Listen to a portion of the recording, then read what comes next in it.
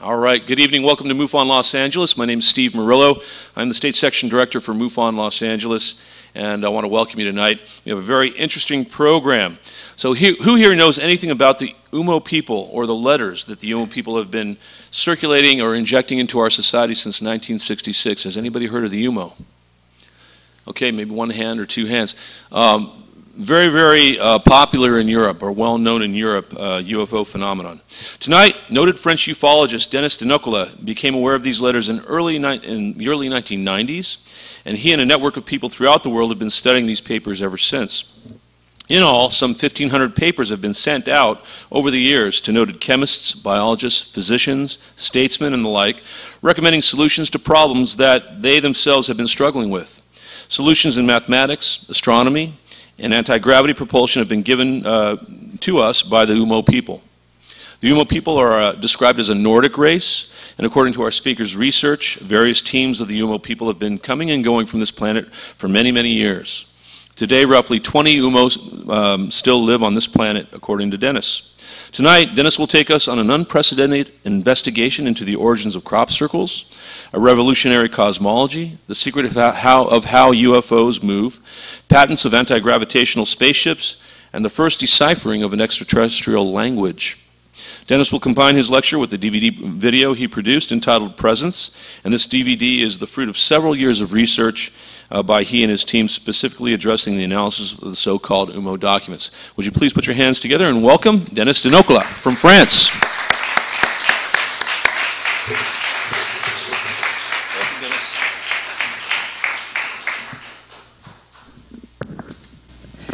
Well, thank you for coming. Thank you, Steve. Thank you.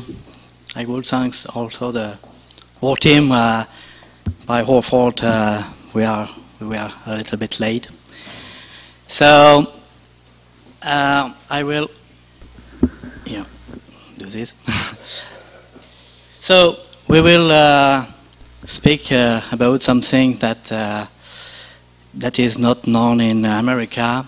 It's the first time I present these those results of my work in America with a movie which is presented also at the UFO Congress in Phoenix, and it's the first time tonight that I will present you the documentary, the movie documentary, this documentary, and I will give you a small overview of what I used to do. So, as Steve said, I'm French, you can hear it, unfortunately for you. And I'm independent researcher, and I have a background on UFO since I was very young. I was 12 years old, and I also do some music for to reach the most youngest people, because in UFO in France, mostly in France, we miss young people to be involved in the topic. So I also do music on the topic of UFO to reach this part of people, young people. I wrote many books, and this book, the book Presence, whose title is the same as the DVD, is Presence, UFO, Crop Circles, and Exo-Civilization, is the first one translated in English and Spanish. My background is technical, mostly scientist. I've gone in several universities, and my publication are, I have more other publication, but not already in English. They are mostly in French until now, but we will translate all these. Especially the next one will be especially on the language I deciphered from the UMMO people, what we will talk about in a few minutes. And I wrote also a book about the main principle that I understand the universe, the society, and the man with the knowledge I get from the UMMO letters, what we are talking in this movie. In the end, I also do a dictionary for these words from those people, and the last one is a book about it's a novel with it's the oldest, in fact. I wrote it a long time ago, but it put all the questions that maybe you already have, and I will try to give you some answers. About the music I'm involved, we have done 2 albums, and we also used the UMMO words inside the music, inside the lyrics. So the whole work is the result of a team. I work with many scientists over the world, in Spain, in France, in Canada, in America. So it's not only my work, it's also the result of the work of many other people. So my goal is to give an overview on all these 3 topics: UFO, crop circles, and exo-civilization. That was my main goal for this DVD. The results we get are amazing because I'm able to present you who are and why we have crop cycles, where the people who are the crop cycle makers are coming from, and by the element I have, I will present you in the movie also 1880 species, but as you can imagine, we can think that there is some 100 people coming back and forth around Earth. I will present you also how the 80% of the UFO can move in the cosmos, but I would say only 80%, because some 20% of the UFO we can see, we cannot imagine, we don't have enough knowledge to understand how they can move, how they can come. But I will give you an overview of what we can think about 80% of the UFO traveling. That need also for you to understand in this movie, I will explain in it, a new cosmology, because all cosmology is not enough effective, enough efficient to explain how those people are able to come. And the last part is about the deciphering. We will just give a few words, but the main ideas of my work was led by the UMMO letters and the information I get when I deciphered the word that those people put inside those letters. So I produced right now for the festival this movie, and you have also more detailed information in the book, of course, because the movie is the way to give education on, it's an education way, and the book is more detailed for more detailed studies. So I would conclude with some website where you can find many information, free downloads. If you want to reach me, I'm always available for any question. So enjoy the movie, and you will be lucky because the voiceover is done by my a Californian singer, and you will be that will be better for you. Thank you.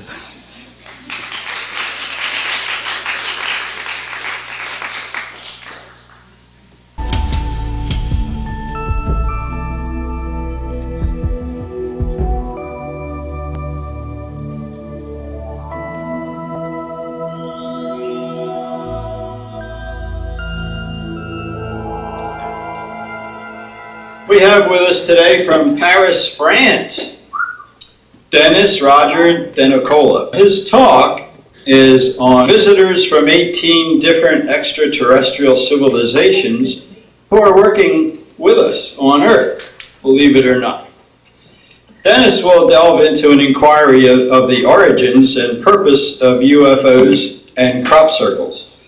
Here a panorama of our space visitors backed by thousands of documents, and also he's deciphered an extraterrestrial language. It's really fantastic. Well, welcome, Denis, from Paris.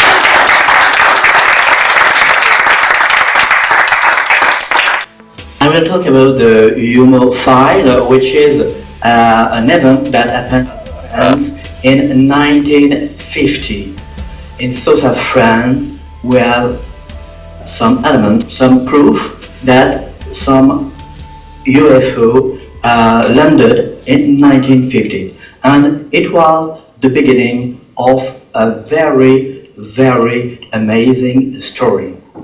That is what I will present you, and the element they give make me present some theory to explain how UFO can move, how we can have a cosmology that make UFO able to come. Mm-hmm. And why and how the crop circles are made, and who made them. Who made them? All right. Who made them? Some guys with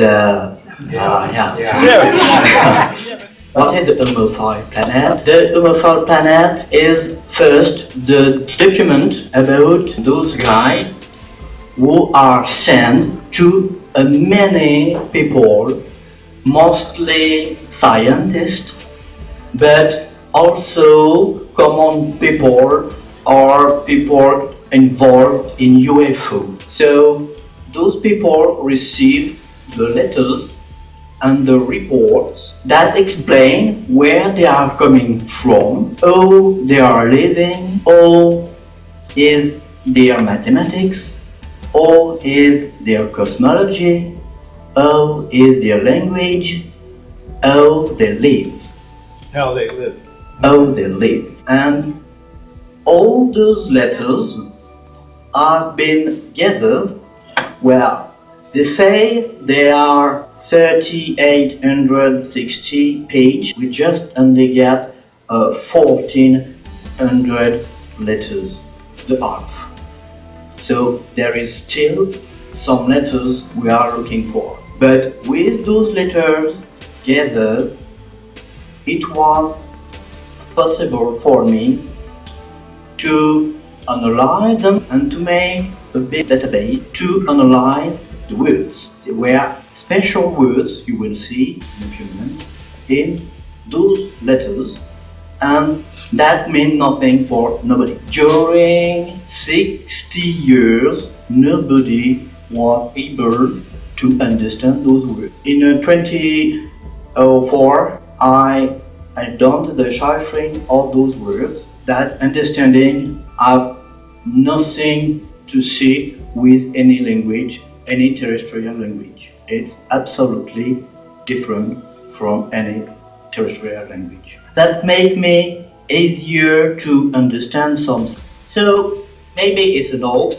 I don't know what the goal of such an hoax, if it's hoax. Why to do such a thing during so many years for nothing? Since the 60s, Denocla has been studying the file known as the UMMO file. Globally, a certain number of scientists on the planet claim to have received documents sent by an extraterrestrial civilization. The circles contain the secret blueprint of UMMO locomotion systems, which enable their crafts to travel throughout space. Denocla has written this book, Presence, which I highly recommend. This fascinating book gives a quick technical overview of the topic of alien mythology. Although during the course of this lecture we're going to talk about UFO phenomenon in its totality, the topic of which Denocla speaks in his book specifically is of crop circles. These famous circles found in the fields in summer are totally unexplained phenomena. Their origins and creation have been a well-documented mystery. Our lecturer, however, has a whole new approach on the system of cosmology which he will cover in detail. All these themes are going to be covered in today's lecture.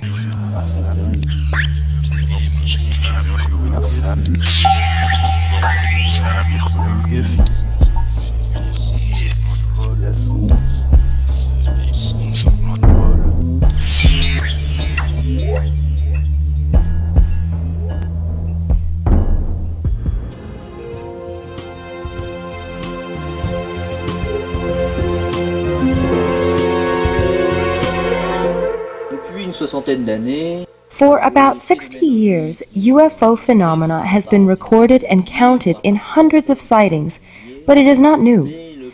Sightings of extraterrestrial phenomena have been around for thousands of years. For example, the cave paintings found in Australia and certain stones carved by Celtic civilizations very possibly are depictions of UFOs.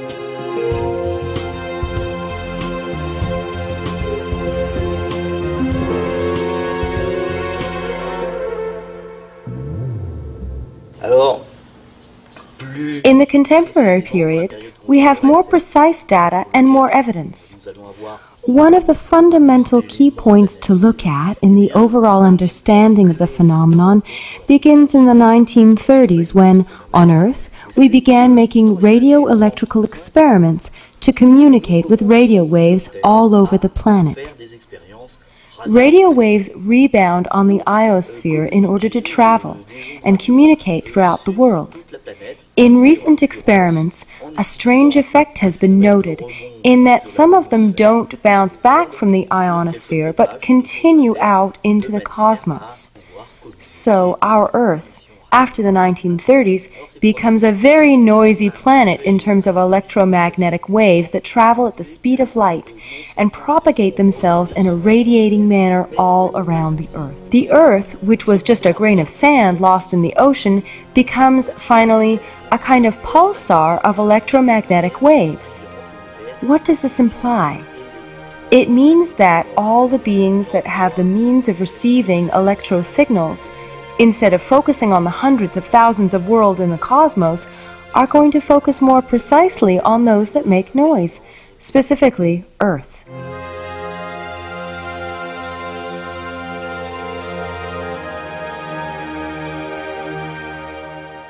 Dans les années 30, la planète devient bruyante, et ça c'est extrêmement important, car pendant la... So the planet becomes noisy. This is a very important point to consider. During the war in the 40s, the Germans noticed devices of various sizes that looked like little flying spheres of every size. They thought they were Allied machines, But the Allies had noticed the same devices which they suspected were Nazi in origin, while the Russians accused the Americans of having secret craft. Everyone thought it was someone else during the war, but after the war they realized that it wasn't the various war factions that put these devices together. Les phénomènes continuent et il faut bien se rendre compte que ce ne sont pas les différents belligérants qui ont mis au point des armes secrètes. Alors, so, as these sightings continued, others have been associated with them, most notably crop circles. Sont associés à cela, notamment les crop circles.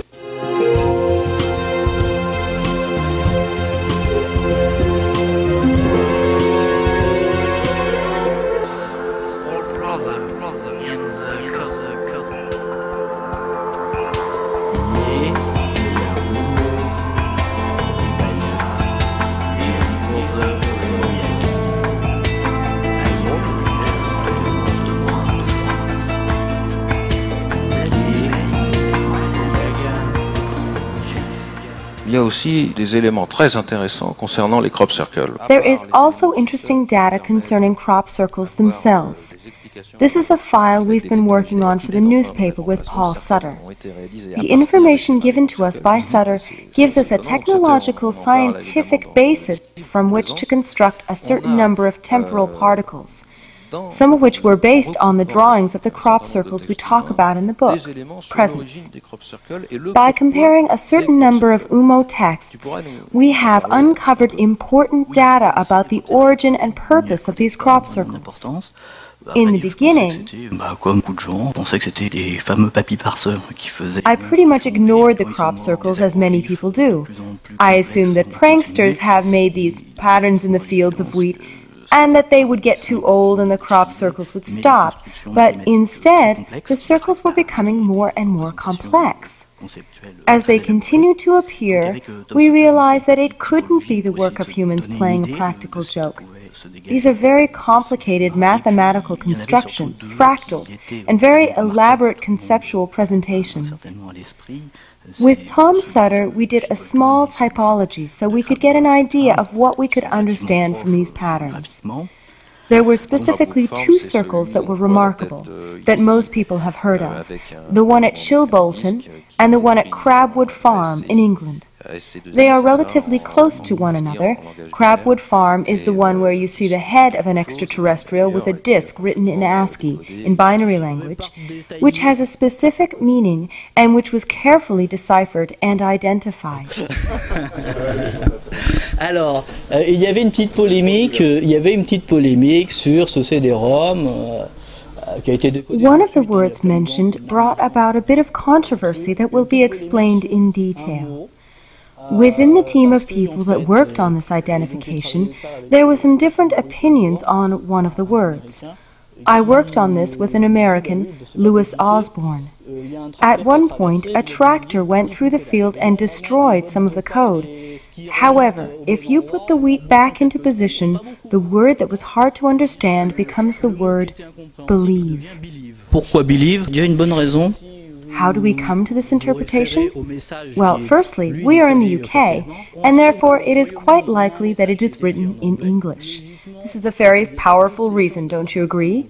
Yet some people thought it was a word written in an extraterrestrial language, but it is so easily interpreted in English. Alors, le contenu traduit de ce texte, c'est The content of this message is, beware the bearers of false gifts and their broken promises. Much pain, but still time. Believe there is good out there. We oppose deception, conduit closing. So it is written in very clear language, but at the same time it is difficult to interpret. Ce petit personnage filiforme. This small wire peace and love figure probably refers to the fact that in the 70s we sent the Arecibo message into the cosmos. On a envoyé depuis le radiotélescope d'Arecibo un message dans le cosmos. And we also sent the Voyager probe a message containing a peace and love figure, trying to communicate the fact that our population is a welcoming one. Que constate-t-on en réalité? And yet, the way we welcome extraterrestrials is not as kind. On one hand, contemporary science denies the existence of extraterrestrial civilizations, basing this opinion on the supposed distance and the speed of light, which would make space travel impossible. This leads to a blanket policy which denies the existence of extraterrestrials, despite thousands of observations by witnesses collected over decades. Beware the people in charge of your institutions. They are the bearers of false gifts and false promises. Beaucoup de douleur, mais il est encore temps. Beaucoup de douleur, c'est quelque chose qui est malheureusement encore d'actualité. Much pain is still going on right now. It is important to note, however, that we hope to change society for the best for our children. And this is reflected in a message of hope from our visitors. Il y a du bon ailleurs, donc soyez bien convaincus que Believe there is good out there.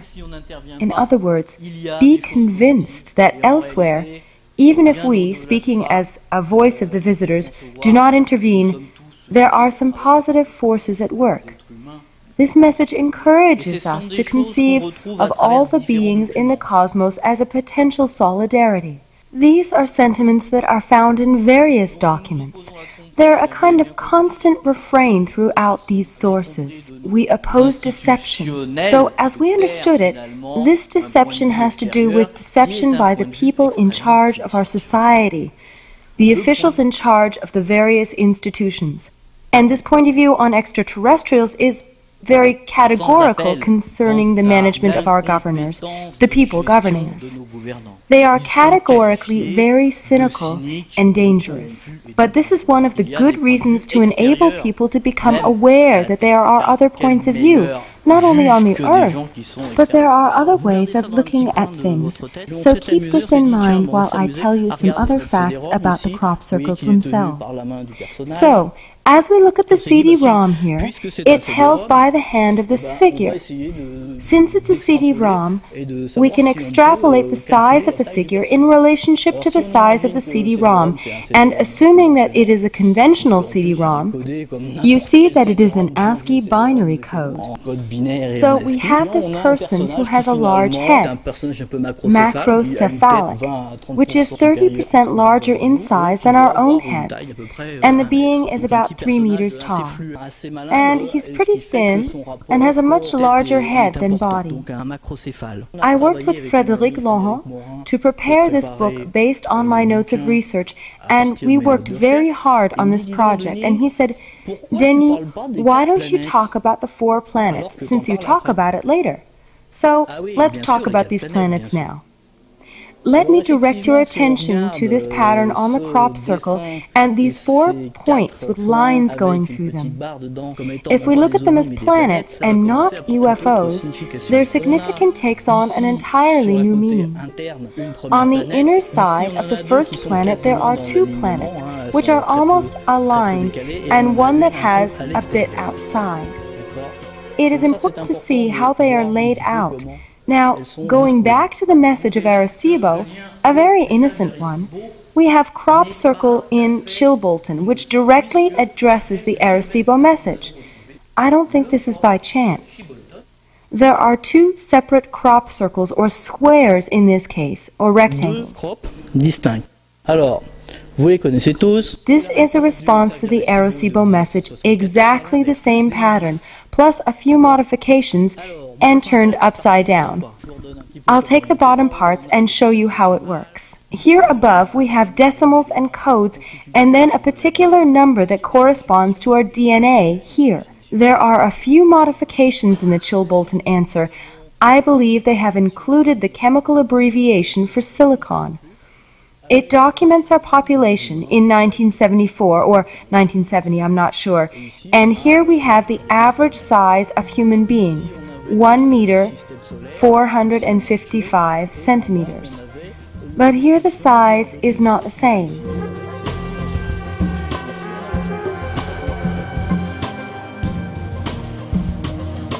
Here we have our solar system,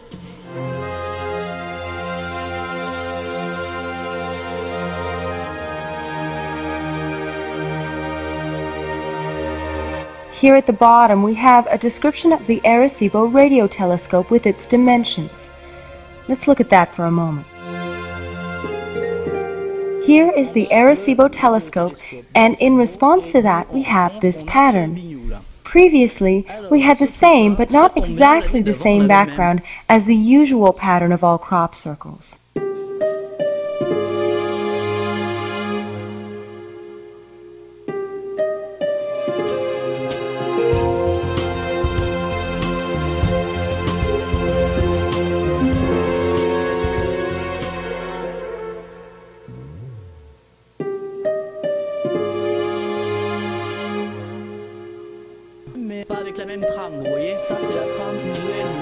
All crop circles have had a similar design since 1970.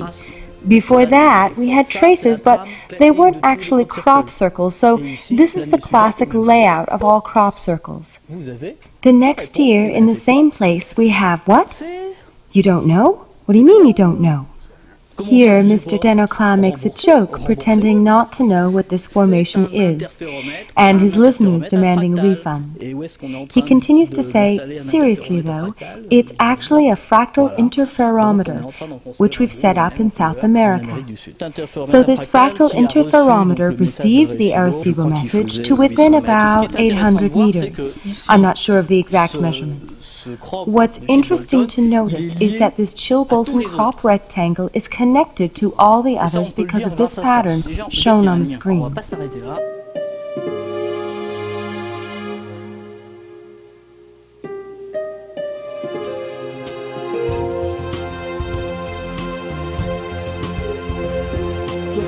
So to review what was said in reply to the message, we have a small man with a DNA sequence which is slightly larger than humans. Height is 1 meter 4 centimeters. The population is 21.3 billion people, which is what it was in 2001. So, that was the data sent to us in the crop circle. Since then, the IDUDT have said that the solar system depicted here had to be another solar system than our own. They are describing their own solar system's parameters. Therefore, this has to be a depiction of their solar system, their home, which I'm going to look at. They are compared to each other here. Here we have our solar system, we have the Sun, Mercury, Venus, and the Earth, and we have Earth on a separate line indicating that there is life here, and to show our location. Où il y a de la vie, en tout cas. Et dans la réponse, nous avons quoi? Eh bien, nous avons 4. We have 4 planets with a discrepancy of 1 and a third planet that is on a separate line. So, what would you conclude?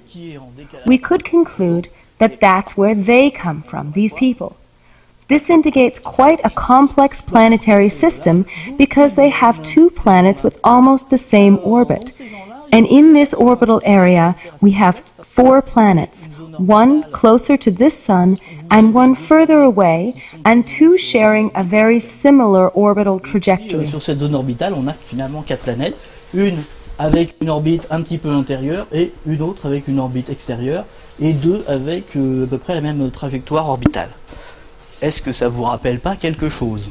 Does this remind you of anything? Look again.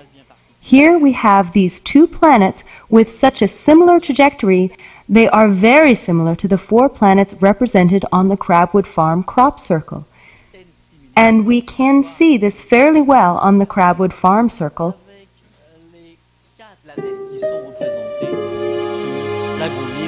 De Crabwood Farm.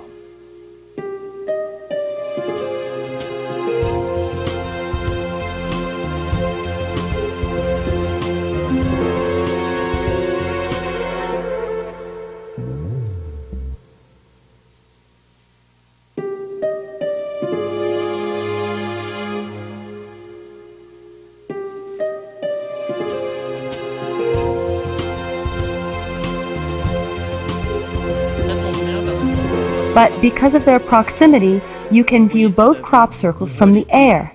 They are close in proximity and were made only a few days apart.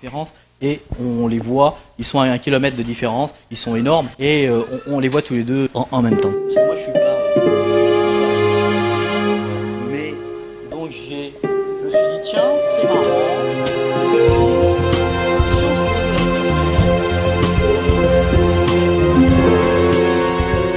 Now, I'm not an astrophysicist, but I find it curious to look at where the Arecibo message was directed.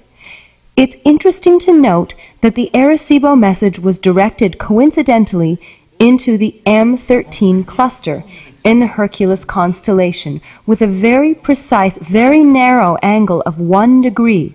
This is very narrow. The message wasn't in the SETI program. It was sent simply to inaugurate the radio telescope, in fact. So they sent this message and it goes out into space. So we looked out in this direction. Where exactly did it go? And where did it stop? Because obviously it went very far.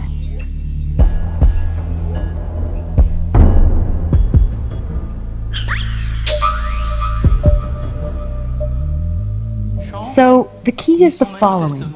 Our friends who made this beautiful crop circle have been here since the 1990s, and they wanted to tell us something, since they waited over 10 years to do so before making a crop circle very close to another radio telescope. And we think they wanted to indicate something about the way the message was sent.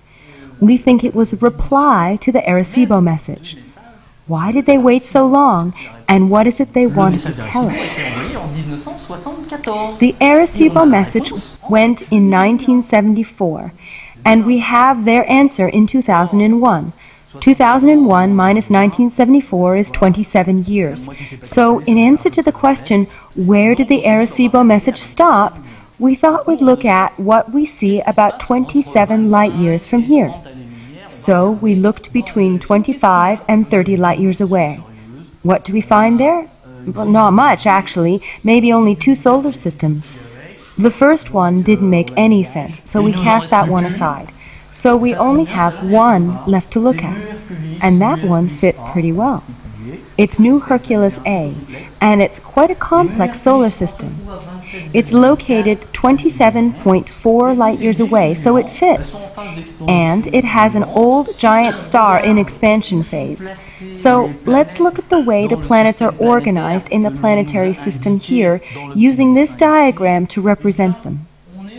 Based on the mass that is represented and where they are located, we can establish on these planets that there's a possibility of life, where life could have developed. This G5 is probably growing, so it's becoming warmer. So it's possible our visitors are living here. However, it's possible they migrated there and that originally they came from other planets, thousands of years ago. And because the sun was becoming too warm for them, they had to move out, and only the existing high temperatures remained in one of these closer planets. So we have a beautiful hypothesis of the localization of our Mu Herculesians who are somewhere in this solar system. We detected a very high probability that this is the case. There is at least one large exoplanet around Mu Hercules A. So we have a system of exoplanets around Mu Hercules A, and it is very likely that this is the solar system represented in the crabwood crop rectangle. So, this face was kind of an enigma at first. We wondered if it was a human face or was it an extraterrestrial face, but at least it looked a lot like a human face, and that fits because we already have the face of a Mu Herculesian. This is what their faces look like. So obviously the other face is not that of an extraterrestrial. So why would they draw an earthling in a field next to Chilbolton? Any ideas? Well, moving on, let's investigate further. I have a few friends working on the orientation of these crop circles. Some were saying it could be aligned with the Cheops pyramid, this curve points to Egypt, this point crisscrosses that one, etc. But maybe we don't have to go as far as Egypt. All that seemed a little complicated. I think we should remain simple. The code in the rectangle isn't laid out by chance in the middle of a field. It's with the top and bottom of the code orientated, directed from the top to the bottom. And if we look at this code, it is precisely aimed toward the antenna of the Chilbolton Observatory, as if they wanted to indicate to us, with some humor, that this is a reply to the Arecibo message, as if they wanted it to be sent to the telescope Chilbolton, but making a little joke for us by putting it in the field, but meaning it to go toward the antenna. It's maybe British humor, or rather Herculesian humor, but it is the kind of humor that is interesting and friendly. C'est quand même, je dirais peut-être de l'humour anglais, mais c'est une forme d'humour qui, en tout cas, me paraît tout à fait sympathique.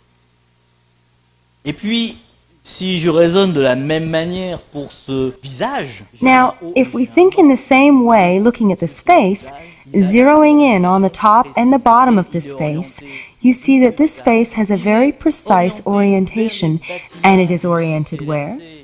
Towards the buildings of the CCC-LRC of the Chilbolton Observatory, which is where the staff work. So, of course, we asked some questions to the people working in this lab, and obviously, none of the people working there had any knowledge of the crop circle.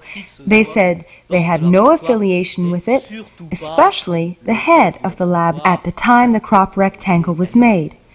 He reiterated to us that they were absolutely not involved with the crop circle in any capacity. Et qu'elle n'avait évidemment rien à voir avec cet agroglyphe.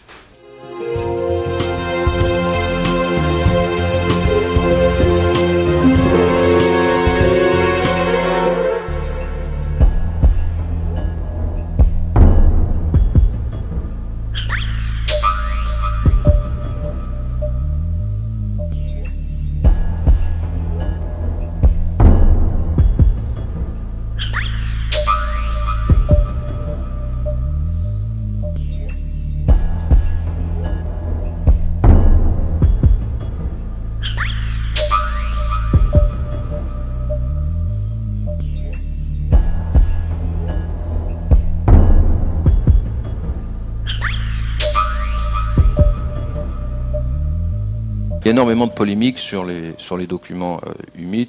There's a lot of controversy on the subject of the UMMO documents. Some believe that they are a kind of conspiracy planted by a covert arm of government or defense, like the KGB, and others believe it's some foreigners playing a practical joke. If so, it's a joke that has been played out for decades. These documents enable us to ascertain information about the origins and purpose for these crop circles. This seems to be an entire program elaborated in the 60s and complexified over the years until 2007, when we found some very interesting information indeed. Denis, you've studied these documents more than anyone else in France and Europe.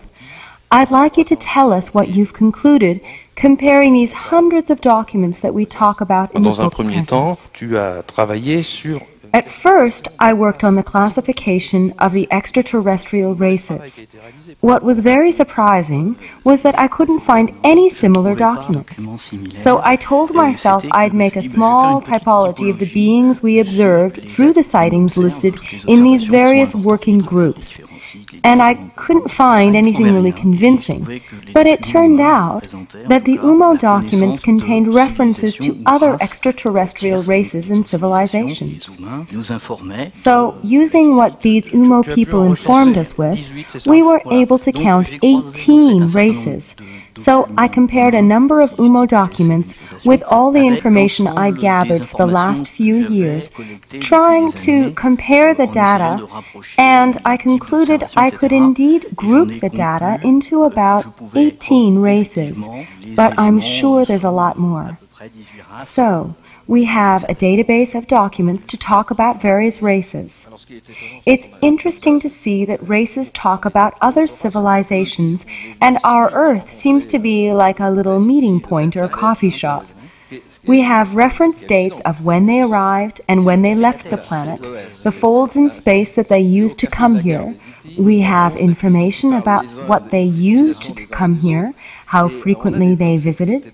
We have the name of their planet, the name of the star around which their planet orbits, the solar system they came from. The text even mentions information about their population, the number of inhabitants on their planet, their physical characteristics such as their approximate size, ornithological elements of their size, of their limbs, physical characteristics, also where they're located, the mountains, the areas in probably every country of the world. Some of them are integrated in the very social fabric of human society. That's the case with UMMO men. We have information about what their purpose is here, whether they're here to do, for example, ethnological studies. On a aussi leurs lieux d'implantation, c'est là où on apprend qu'il y a des lieux d'implantation dans les montagnes, dans les mers, dans les villes, à peu près dans tous les pays du monde. Il y en a qui sont dans le tissu social, si je puis dire, terrestre. Oui, assez exceptionnel. Assez exceptionnel, mais apparemment. Ce serait le cas des humains. Oui. And we also have information about their spacecraft, the technology used to go through several light years in a short amount of time. So we have quite a bit of info on these 18 races, so we created a chart. Some UMMO have been here since the 1500s, and some have been here since before 30,000 BC. And so we have some very, very interesting info as long as we take the various UMMO sources mentioned very seriously. In 67, they talk about Mars. They say that there are unicellular organisms on Mars. And you know that at least there was unicellular organism on Mars because of the gas. We are sure there was microorganism on Mars because of the organic gas. But in 67 it was not possible to say such a thing. In 66 they say something about antibiotics. They told us that we have to be careful with antibiotics because viruses can be resistant. In 66 it was not the point. Nobody mind with the resistance of the viruses. Antibiotics were too new and nobody cared with this. In 66 they talk also about some things we call stem cells, and they explain that they use this kind of cells to make chirurgy and to repair the part of the body with such cells. On Earth we used the first genetic therapy in March 1999. Those letters announce in 79 that there is another planet beyond Pluto, and we find the planet Xena named UB313 in 2003. 25 years after the letter have been sent, we discover the planet they talk about, beyond Pluto. The calculation of the position of the planet is given 25 years before with 5% margin. They were able to give the calculation 25 years before we discovered the planet. They say there is a planet, and they say you can find it there.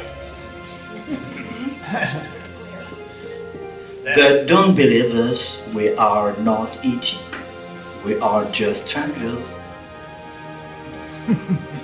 Are you saying this is part of our solar system or just another planet out there? Yes, it's all for our system. It's an eclectic, very special. So the average orbital is very difficult to calculate. So that gives you some idea of what is this UMMO file.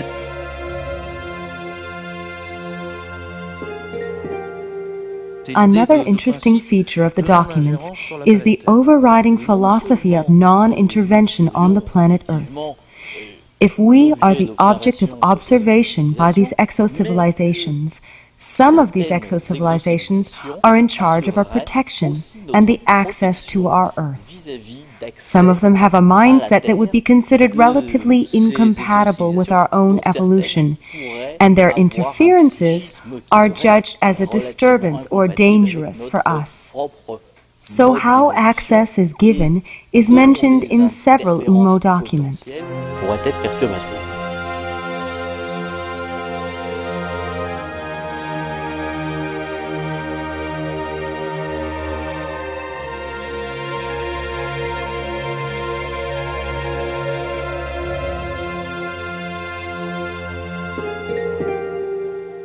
c'est ça aussi qui est étonnant. This is quite surprising.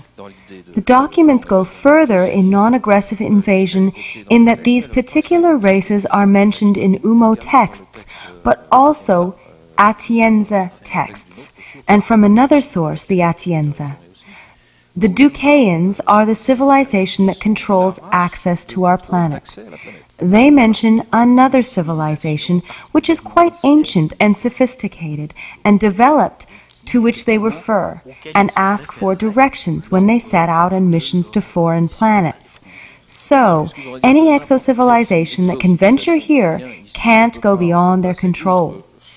They have to ask permission, because our civilization isn't developed enough. It's too young, too adolescent. A revelation of this kind could set up very strong social repercussions here, wars, for example, and given the state of our civilization in terms of religion and politics, knowledge of the extraterrestrial presence here could be very disruptive. I believe the Ducaeans are mentioned in these UMMO documents. The hypothesis I developed, by extrapolation, is that there is a kind of Pax Galactica that would enable them to regulate all the possibilities of reaching the Earth, accessing the Earth, and ensuring that the civilizations coming to visit us would have a psychology that is compatible to encountering us, and that they would have a non-invasive and discreet way of approaching us. Et donc on s'assurerait que nos visiteurs ont en tout cas des psychologies compatibles à notre rencontre discrète et non invasive. Et non invasive. Et non bellique.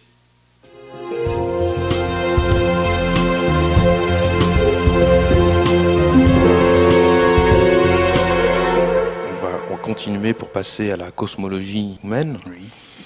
We are going to continue to talk about UMMO cosmology because, obviously, in order to go through space, you have to have a cosmology that is not only theoretical, but is also mathematical and physical. And you need spacecraft that can make this kind of space travel possible, indicating quite advanced technology. So, we are going to start by speaking about the universe, the way it's understood to exist in its general form by UMMO people. Comment est-il présenté chez eux?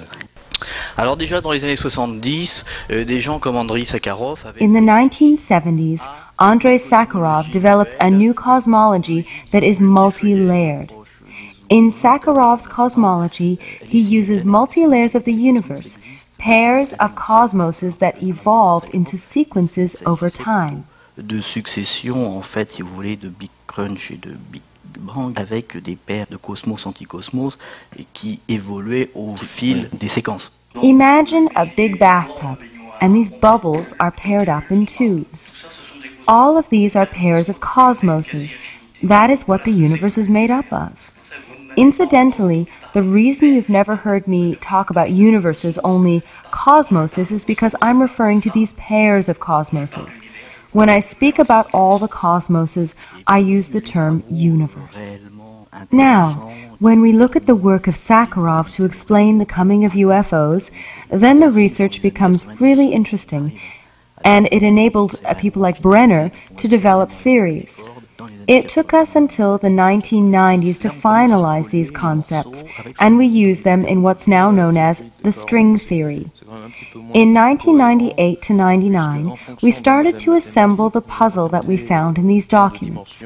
String theory is not as coherent because it depends upon mathematical dimensions that we use, whereas in UMMO cosmology, we have a mathematical model of the universe which is not fixed, but is basic. Qui n'est pas figé, qui est basique.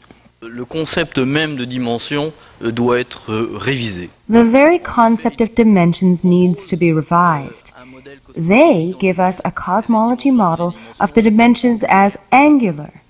From this concept, they give us the word ibozzo. This is an UMMO word, ibozzo, which is a substrata. The universal substrata of all these cosmological entities, in other words, universal substrata in multi-dimensions, is made up of at least 10 dimensions, time, space, etc. These 10 substrata can be compared to this recently developed model of string theory. Décrites par nos amis humains sous forme d'ibotso sont assimilables à quelque chose que nous avons développé récemment, c'est la théorie des cordes. This all might seem quite abstract, but they are quite important because within these cosmoses there are masses about which we aren't familiar. These unknown masses, because they have dimensions, are of great importance in our daily life. This is the chronology of the Big Bang. 0 dimensions, and then time appears, then another plane, and 3D. Then we have the configuration that is similar to the Euclidean model of space-time. So you see the strange shape of our conceptual typology here. Why is it in the shape of a horse saddle? Because, in fact, there is a negative bubble, areas on conceptual thought concerning the cosmoses that are limited. And so, typologically, we're not dealing with a positive curve that would give you a sphere.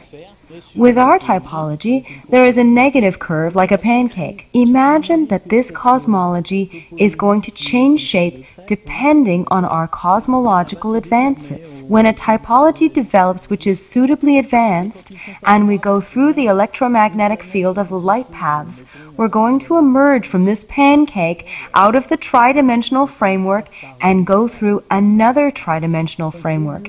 And it's going to give us a shortcut to a planet, let's say, 15 years from the Earth. You see right away that this is faster. It's a shorter path. Instead of 50 light years, I'm going to reduce the distance or time to maybe 3 light years, the distance between these 2 points. However, according to the UMMO documents, we're in a 10-dimensional framework. We presently work within a 4-dimensional framework, but there are still 6 other dimensions, just to make it simple. So, let's look into 3 others. E equals dmc squared. This is what happens if we apply this here. If we apply this to a UFO spacecraft which goes through another tridimensional framework, it's going to rise in energy until it reaches a critical threshold, and then it will collapse dimensionally in a way. Then it will restitute in energy as a mass, and then reconstitute. This is why we have strange disappearances of UFO spacecraft. When you observe a UFO that turns at a 90-degree angle, your eyes are deceiving you. Instead of doing a 90-degree angle and taking 300 Gs of centrifugal force, which would be impossible for any living being to survive, in reality, what is happening is that the craft is changing its tri-dimensional framework.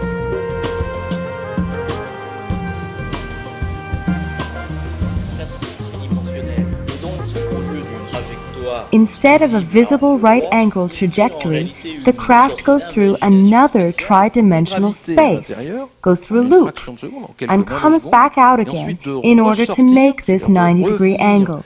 This is so the beings who are inside the craft are not subjected during this time gravitation to up to 300 Gs. However, the observer sees the angle and doesn't see that the UFO switched from our space-time to a kind of hollow inside the other space-time from which it emerges at high speed. Why? Because the craft makes a loop, and then it comes back out at a higher speed because it picks up speed because of the anticosmos. Et puis il va en ressortir. Eh bien en fait il aura un peu plus de vitesse en sortant, parce que justement il aura acquis de vitesse à cause de l'autre cosmos. Chaque paire de cosmos est dotée majoritairement d'un cosmos avec de la... Each cosmos pair with one cosmos has matter dominating, and the anticosmos has antimatter dominating, which in reality is not structured like matter. There is a slight difference between matter and antimatter. Antimatter does not appear in the same way as matter, in such a way that we can touch it around us. This antimatter, which is a priori rather protonic, and it doesn't have these electron layers set up in the same way as the matter proton.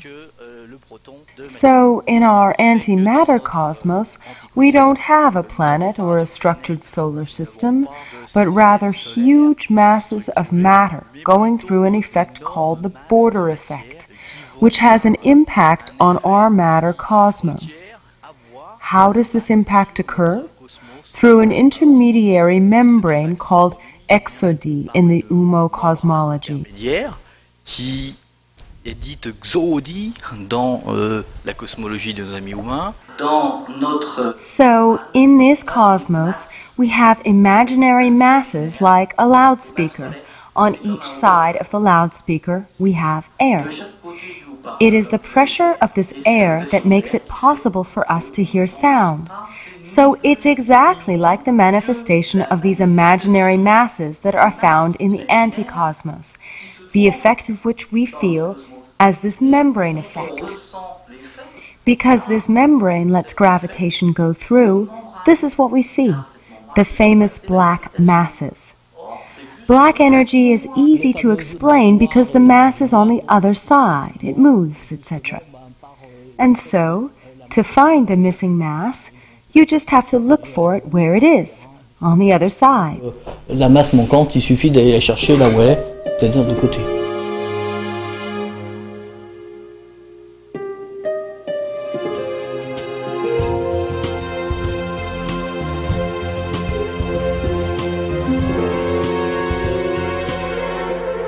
En 1943, nous avons une vague d'ovnis qui est corrélée en fait.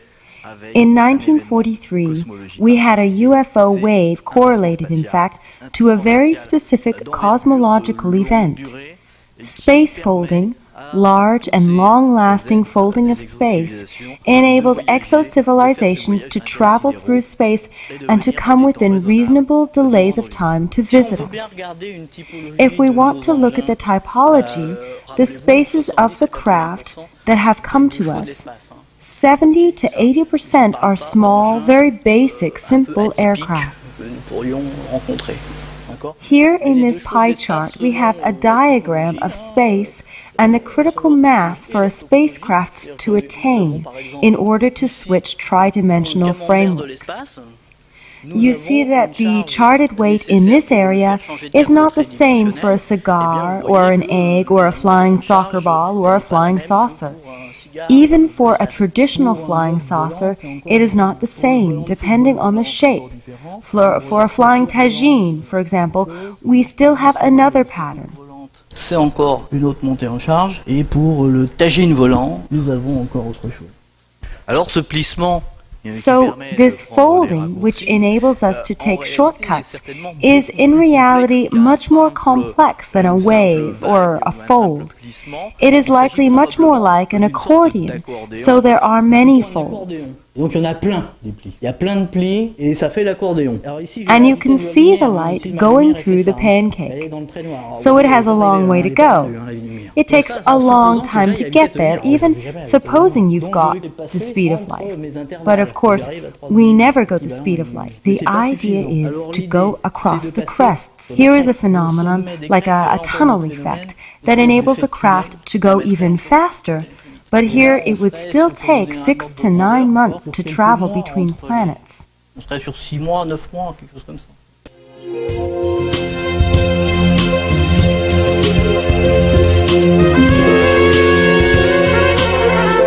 The cosmology, of which you have a very good understanding, is based on the natural force of the universe. It concerns how an impact on the relay layer between cosmos and anticosmos will always have a return on the impulsion from the anticosmos. I believe we mentioned this hypothesis, the return impact being a sine wave, and that it assumed that we had to travel in a horizontal way in order to impact this membrane layer in a consistent manner, in order to have the same wave height. However, if the idea is to go down, all we need to have is the use of the tau of the first impact in order to achieve a progressive descent where the craft lowers gradually. Let me illustrate this by using an example which is particular to Earth. that of the reaction of a drop of water impacting a surface of water. There is a gravitational reaction of the entire surface of the drop as it focuses on one point. This generates a force which throws the drop of water back from the surface. We found out when we studied this phenomenon that if this water drop is colored red and it falls on the surface of a pond, it's going to bounce back. It's going to go into the pond, and the pond will restitute, rebound the drop with all the force it had initially. It's like a trampoline effect, and the molecules of the drop will remain completely homogeneous, completely red. There will be no exchange of the molecules between the drop and the surface of the pond or the lake.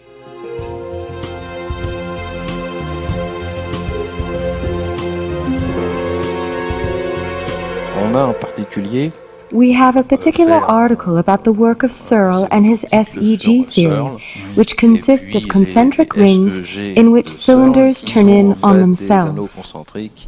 Searle's machine, or Searle's disk, launches a device which self-generates energy, so that over time it creates a high empathetic differential and a kind of ionization on the periphery, which creates magnetic walls all along the craft. The only problem with this is that it breaks. So, in 1968, Searle wrote his first experiments to see if his technology made it possible to create a levitation effect. So, the Searle engine does in fact levitate, but the particle inversion doesn't go through the other tridimensional framework. So he had to invent something that acts on the XOD locally, enabling this Searle disk to stay levitated. This is quite remarkable, and it gives you a complementary element to understand the UMMO documents. I should explain something about Searle. He uses a physics theory which is known but not recognized. The Searle system taps the electrostatic energy from the surroundings, producing a much more powerful energy. It's a system of production of energy which is open and is like a pump of energy resting on the cosmos. On the other hand, Searle is a revolutionary in the sense that he found a way to generate a differential which would make levitation possible. He wasn't taken seriously because of the nature of the current scientific orthodoxy. We should also mention the patent filed in the US by Boris Wolfson. He filed a patent for a spacecraft with the possibility of spaceflight. What's very interesting is that we have many patents. We have revolutions by so many isolated individuals, but we've never heard about them. I find it very surprising.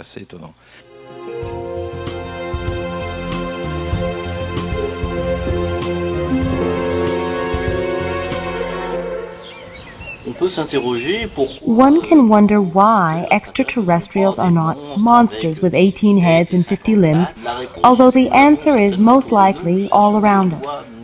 The natural pathways of evolution. What could be better than a pair of hands and fingers and a thumb to grasp objects and a pair of legs to get around? What could be better than a good brain to analyze and evolve in an environment? So we can quite naturally imagine that most of our visitors also have a morphological evolution which culminated in an anthropoid humanoid form.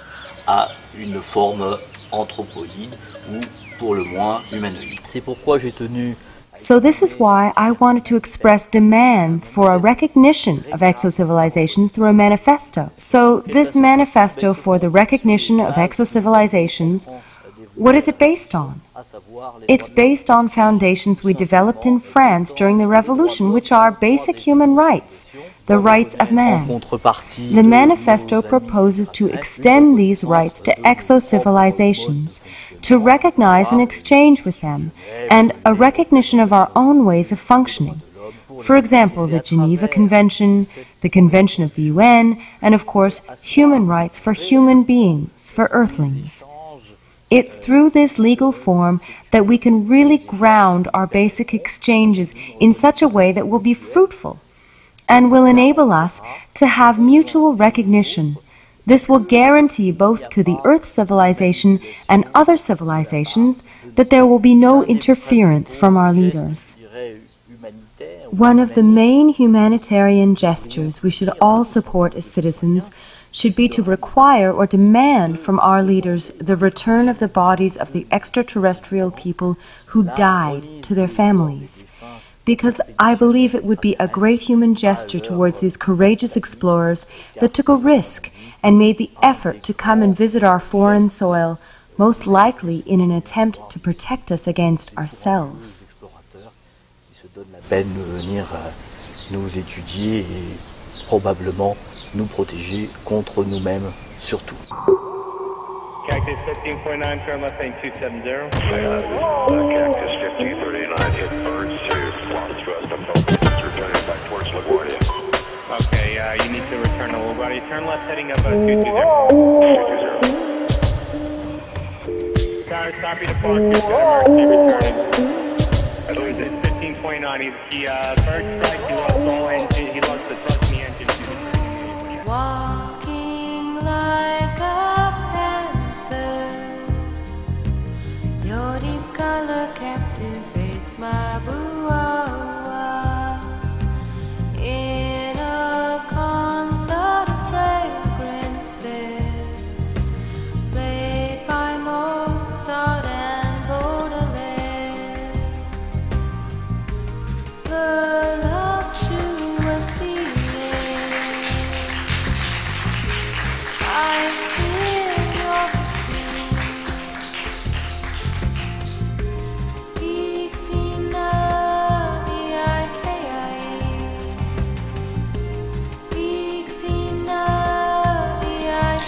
That's the kind of UMMO man that we represent on this picture with the information we have. So Dennis, one more time, thank you so much for coming all the way from Paris to speak to us. Appreciate that. Thank you for you. Thank you. Thank you for coming.